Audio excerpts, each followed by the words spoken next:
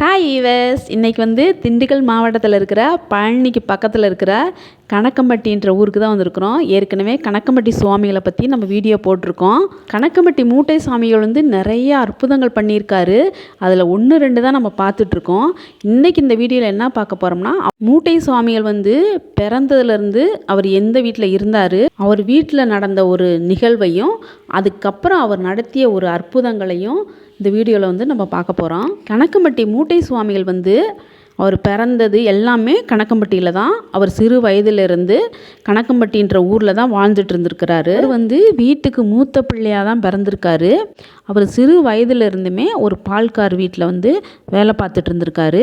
அவரோட பெயர் வந்து அப்போ பார்த்திங்கன்னா காளியப்பன் அப்படின்ற பெயரில் தான் அவர் ஒரு 30 வருஷ காலமாக வந்து இந்த ஊர்லேயும் இந்த வீட்டிலையும் தான் இருந்திருக்கிறாரு. இது எங்கே இருக்குதுன்னு பார்த்தீங்கன்னா, பழனியிலேருந்து திண்டுக்கல் போகிற ரோட்டில் கணக்கம்பட்டின்ற ஸ்டாப்பில் இறங்கிட்டு அங்கேருந்து திண்டுக்கல் வர்ற ரோட்லேயே கொஞ்சம் தூரம் நடந்து வந்தீங்கன்னா ஐயாவோட ஞானக்குடில் வந்து இருக்குது. 2 வழிகள் இருக்குது.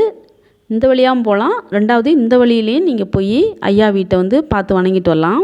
நாம் வந்து போய் பார்க்குற டயத்தில் அங்கே கும்பாபிஷேகம் வந்து நடக்கிறதுக்கு ஏற்பாடுகள் வந்து பண்ணிகிட்டு இருந்தாங்க. சுவாமிகள் வந்து இந்த ஊரில் தான் ஒரு சிறிய ஒரு குடிசையில் தான் வாழ்ந்துட்டு வந்துருந்துருக்காரு. பழனிசாமி அப்படின்ட்டு அழைக்கப்படுற மூட்டை சாமிகள் வந்து அந்த காலகட்டத்தில் காளியப்பன் அப்படின்ற பேரில் தான் கணக்கம்பட்டியில் வந்து வாழ்ந்துட்டு வந்திருக்காரு. அப்போ தான் பால்கார் வீட்டில் ஒரு பிரச்சனையில் சுவாமிகளை வந்து கடுமையாக தாக்கி இடுமன் மலையில் வந்து தூக்கி வீசிட்டாங்க. அதுக்கப்புறம் தான் அவர் வந்து மூட்டை சாமிகளாக மாறி பக்தர்களுக்கு வந்து அருள் ஆசி வழங்கிட்டு இருந்திருக்காரு. ரொம்ப அற்புதங்களையும் பண்ணிகிட்டு இருந்திருக்கிறாரு. அவரை நேரில் பார்த்தவங்க சொல்கிறத நம்ம கேட்குறப்ப அவ்வளோ ஒரு ஆச்சரியமாகவும் அதிசயமாகவும் இருக்குது. பிறந்த அந்த இடத்த வந்து ரொம்ப புனிதமாக மதித்து பூஜைகள் வந்து தினமுமே பண்ணிகிட்ருக்காங்க. எல்லா பக்தர்களுமே ஜீவசமாதி போய் வணங்கிட்டு மறுபடியும் ஐயா வீட்டை வந்து பார்த்துட்டு தான் போகிறாங்க. நம்மளும் உள்ளே போய் பார்க்கலாம்னு சொல்லிட்டு பார்த்தோம். உள்ளே வந்து ஐயாவோட திருவுருவ படங்கள் வந்து இந்த மாதிரி வச்சு பூஜைகள் பண்ணிகிட்ருக்காங்க.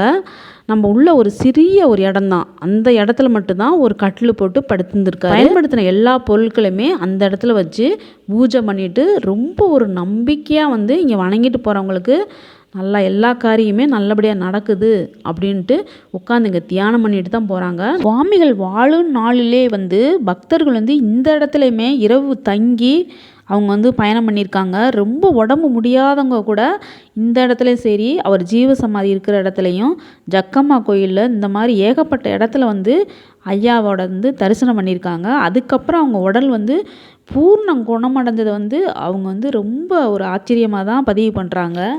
கணக்கன்பட்டி சுவாமியில் வந்து அவர் வாழும் நாளிலே பார்க்க முடியாத பக்தர்கள் நிறையா பேர் இருக்காங்க.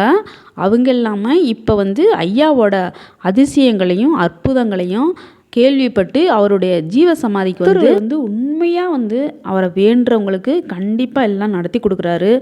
படிப்புக்குன்னு சரி, வேலைக்குன்னு சரி, அல்லது திருமணத்துக்கு எல்லா பக்தர்களும் அவங்கவுங்க என்னென்ன வேண்டுறாங்களோ அதுக்கு தகுந்த மாதிரி அவங்களுக்கு நிறைவேறுது. ஐயா வாழும் நாளிலே வந்து அவரை பார்த்தவங்க எல்லாருமே அவரை நம்பி தான் வந்து அவங்களுடைய கஷ்டங்களை வந்து சொல்லியிருக்காங்க. அதனால அவங்களுக்கு எல்லாமே நல்லபடியாக வந்து நடத்தி கொடுத்துருக்காரு. ஆனால் வந்து கணக்கம்பட்டி சுவாமிகள்கிட்ட நம்பி வேண்டுறவங்களுக்கு கண்டிப்பாக 100% வந்து நல்லதே நடக்குது. அதை வந்து கண்கூடாக நம்ம பார்க்கலாம். இன்னும் ஐயாவை பற்றின சுவாரஸ்யமான விஷயங்கள் நிறையா இருக்குது. நம்ம அடுத்தடுத்து வர்ற வீடியோக்களில் நம்ம பதிவு பண்ண இருக்கிறோம். இந்த வீட்டோட சிறப்பு என்னன்னு பார்த்தீங்கன்னா, ஆரம்ப காலத்தில் சும்மா சின்ன ஒரு குடிசையாக தான் இருந்திருக்கு. இந்த குடிசையை தான் இந்த மாதிரி அவங்க வந்து மெயின்டைன் பண்ணிகிட்ருக்காங்க. அது வந்து எந்த வித மாற்றமும் செய்யாமல் அப்படியே அவர் வாழ்ந்த வீடு எப்படி இருந்துச்சோ அதே மாதிரியே வச்சு இன்னுமே பாதுகாத்துட்டு வராங்க. இப்போ வந்து ஐயாவோட ஜீவ சமாதியில் அமாவாசை பௌர்ணமி தினங்களில் வேண்டிட்டோம். இங்கே இருக்கிற அவருடைய வாழ்ந்த வீட்லேயும் வந்து நம்ம வேண்டுதலை வச்சுட்டு வருவோம். ரொம்ப திருப்தியாகவும் சந்தோஷமாகவும் மகிழ்ச்சியாகவும் இருந்தது. நம்ம கிளம்பியாச்சு. நீங்களும் போனீங்கனாலும் ஐயாவோட ஜீவசமாதிக்கு போயிட்டு அவர் பிறந்து வளர்ந்த இந்த ஞான குடிலுக்கும் போய் வணங்கிட்டு வாங்க. எல்லா இடத்துலையுமே அவருடைய சக்திங்கிறது, அவருடைய ஆசீர்வாதம் நம்மளுக்கு கண்டிப்பாக கிடைக்கும். இந்த வீடியோ உங்களுக்கு பிடிச்சிருந்துச்சுன்னா ஒரு லைக் பண்ணிவிட்டு உங்களுக்கு தெரிஞ்சவங்களுக்கு ஷேர் பண்ணி விடுங்க. நம்ம சேனலை வந்து சப்ஸ்கிரைப் பண்ணிக்கிறங்க.